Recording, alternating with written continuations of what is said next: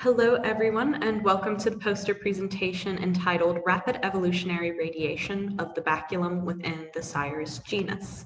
So my name is Charlotte Kohn, and I am the student author of this research. Just as an overview of what we'll be covering today, I'm going to first give a little bit of background on the tree squirrels and baculum bones in general, and then I will cover a little bit about the sampling and move on to explaining the methods before finally seeing that resulting variation from the data. The baculum is found in a variety of mammalian species, anything from whales to rodents. And today we will obviously be more focused on rodents by looking at squirrels. It is most often referred to as the most variable bone in the mammalian skeleton, and it is highly variable among species in general, and we don't exactly understand a whole lot about the function. It's not very well understood. So what I ended up doing was I started by measuring the bacula of 136 neotropical squirrels, and those are squirrels that are found in Central, South, and part of North America as well.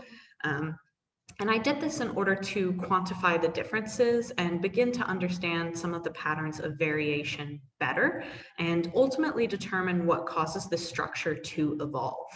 So looking at the methodology from this, we went ahead and utilized CT or computed tomography scans of the bacula, and then utilized a program known as MeshLab to take 12 linear measurements of the major features and overall shape the baculum are found in.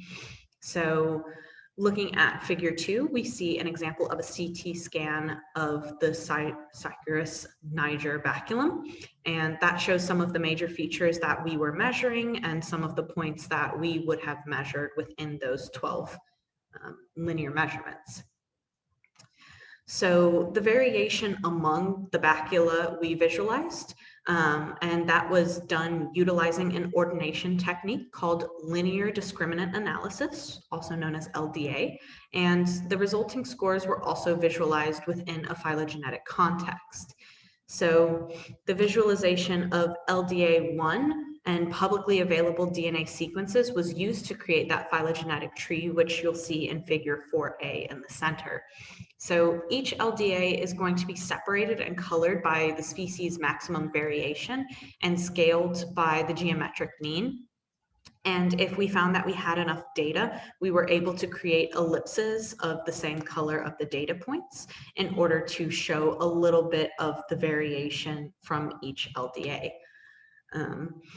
So then we basically found that this rapid radiation in terms of species diversity has been accompanied by the baculum's evolution.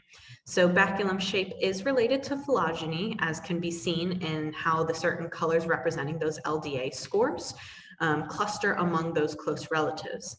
However, this relationship is not perfect, and the next step is to understand shape evolution in landscape context, and we're going to continue doing that work in the future.